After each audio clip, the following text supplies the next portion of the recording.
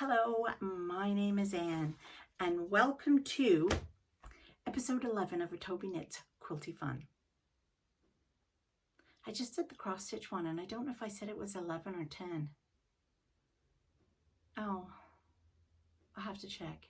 Anyway, as you can tell, I'm recording this on Tuesday. I am now feeling much better from my cold that I got this past week, and I typically tend to do my videos in one day on a Sunday and schedule them for Monday for knitting, Wednesday is floss tube, and Friday is quilting. But I wasn't well at all on Sunday, so I didn't record Mondays till late Monday night. And so today I'm trying to get the cross stitch one and the Quilty Fun one done for you. So let's just get right into it. You can find me on Facebook as Tobyknits and on Instagram as Tobyknits. And please like and subscribe and leave me some notes of love below. I would love to hear from you guys and let me know what you're working on. So let's just get right into it. I did manage this week, but as I said, I've been so sick and not feeling in the least bit like doing anything. I did finally get the center of the Unravelled quilt, which is this, and it's from the Sew Sampler box. I feel like it was the June of 2021, but I'm not sure. And so this is what it will look like. So I have just finished this part. So I have done, there are only two blocks in this, and I'll show you the blocks. This is one of the blocks, and they finish, I think, at, what do they finish at? I don't even know if it says what they finish at. 7.5 by 7.5. So this is the first block, and you have to make 1, 2, 3, 4, 5, 6, 7. I think you have to make 7 or 8, and I actually made 2 extra because I'm doing an extra row on mine. So this was the first block, and then the second block is this one. So as you can see, it's exactly the same, except the flying geese have been changed around.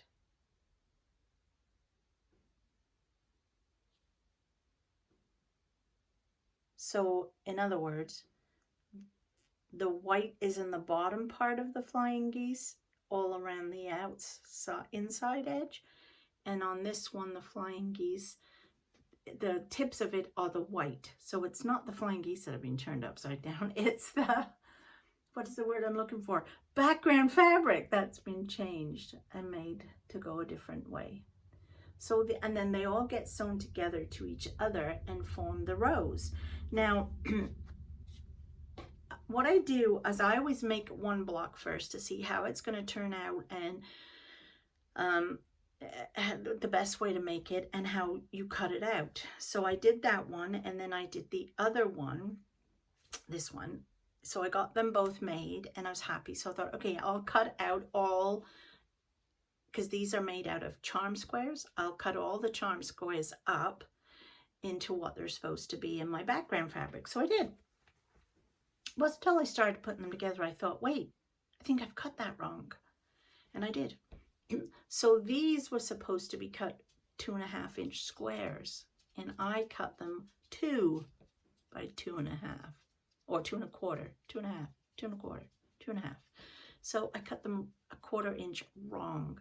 So I had to fiddle and faff and fudge to get these in. So I'm pretty sure these, which got then trimmed down, are not the same size as this. In fact, let's just check and see how, oh no, they're totally not. As I say, they are 1/4 of an inch different. It's probably hard for you to see. Oh, of course, that looks normal there. There, you can just see the top of this one. And just around the edge. So they're a little bit different.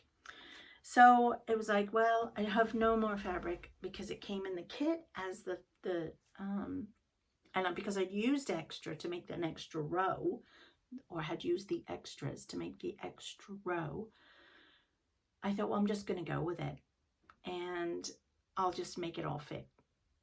So that's what I'm doing. So it's going to be interesting when I sew them all together to see if it works. So here's a picture of them on my design wall, all just laid out. And my next step is to sew each one together in a row. Sew all the 5 rows and then sew the rows to each other. Once that is done, then I have to start adding all the borders. And I'm hoping I have plenty of fabric because I've added on like a 6-inch, 7-inch block at the bottom, the borders are now going to be longer. So then I add all the whites on, then the blues, then the white again, then the yellow, then the white again, then the pink. So it turns out to be quite big, I hope, and especially because I have added the extra row on the bottom. So this is going to be for my daughter-in-law whose birthday was in February. Everybody this year is getting a quilt for their birthday. I don't care who you are in my family, but you're getting one. And whether you want one or not, you're getting one. And so she picked this one. So I'm really happy that she did. And I do typically, other than block of the months, typically tend to work on a quilt monogamously. So that will, is the only quilt I will work on until it's finished or pieced. Then it will get put away and a new one gets cut and ready to start. And then once I've got backing for it, then it will get quilted. But in between that, I do work on blocks of the month, and I'm also doing the Cotton Cuts Mystery, which I need to do the next clue, which I think on Thursday night, last night, I will have done that. So you'll see it next week because we're having our Zoom along. Then on Saturday, I'm having a friend come over for the first time, and we're going to do a little sew in our basement. I've got all my tables set up ready, and she'll bring her sewing machine and I'll have mine downstairs, and we're going to have a fun day of sewing and nattering. And one of the things that I'm going to be working on, and knowing us, probably the only thing, because we'll probably natter more than anything else, is I'm going to be making this, which is a free pattern from Pat Sloan. But you can, and I did, give a donation when you download it to for Ukraine, for the people in Ukraine who are going through a really awful time right now. I can't even imagine. I don't even want to imagine. In fact, I had to turn the news off because it just bothered me so much. So I stopped watching it. So this I'm going to make, and it winds up being 18.5 by 18.5 is the finished block. And I'm going to make this to go on my front door, so people going by my house will know I am supporting Ukraine. And I have got this color. I picked these up today from Taylor's in Brockville. So I picked this one up, this fat quarter, and I picked this one up, which I thought were very lovely. It's very spring-like too. So I think that will look nice. And then it might become something that I hang up on my front door often, like throughout the seasons. Might change it up, make a small little quilt to go on the front or in the front window or something. So yeah, so I'm gonna make this on the weekend. And then while I was there at Taylor's in Brockville, I had signed up for their monthly block along, and it's called Duck Duck Goose, and I shall put a picture here. I saw this and fell in love with it, and my grandson Tristan, who will be 2 in April, so no, he won't get it on time for his birthday either, loves ducks. So I've decided I'm going to make it.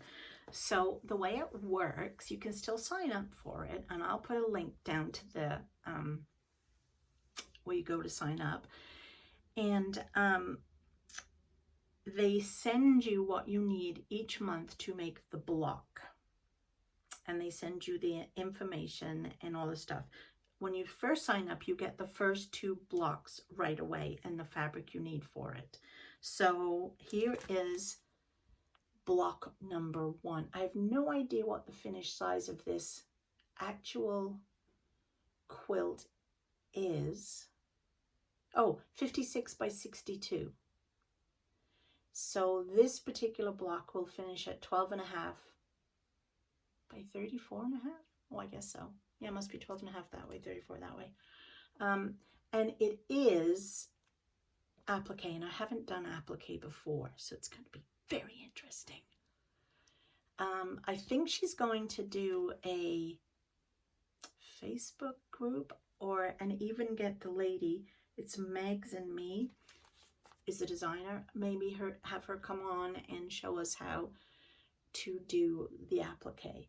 But I really think that this is adorable. So here is the clue 1, or the first one. It's not a clue, it's the first one. And here is number 2. Are they just not the cutest ever? And the fabric, oh, could you not look at this lovely colors? I don't want to unwrap it because it's even, this one here even has ducks on it, look. And the colors are lovely. Flowers, more feet. I don't want to unwrap it. But once I actually start making it, then I will unwrap it and show it you for more. Here's my beak colors. And then they didn't have, and of course I'm impatient. We all know how impatient I am. I wasn't in the line when he handed that out. The Bella Solid hadn't come in. And I wanted to start this so bad. So I picked another. Now, I don't even know if you can see that, but it's got little, don't they look like duck feet? I thought they did. So I think this is going to be lovely. So anyway, I'm all ready to start that. So I'm just waiting for her to tell me when we are going to do the Zoom or the Facebook or whatever it is we're going to do. If she's going to set a group up for those of us who are making this so we can all chit chat, I don't know. So I'll just wait a little bit before I start that. But then it will become a monthly block. So then you'll get to see it every month as I get a new piece. So that's all I have to tell you today. This is a short one. But hopefully next week I'll have a lot more to show you. I'll have my Olympia clue done. I'll have this Ukraine one done, and hopefully most of that pieced, if not just the center part pieced. Anyway, I hope you have a wonderful weekend and get some stitching in yourself, whether you're cross stitching or knitting or quilting. Please like and subscribe my video and come back and see me next week. Okay, bye for now.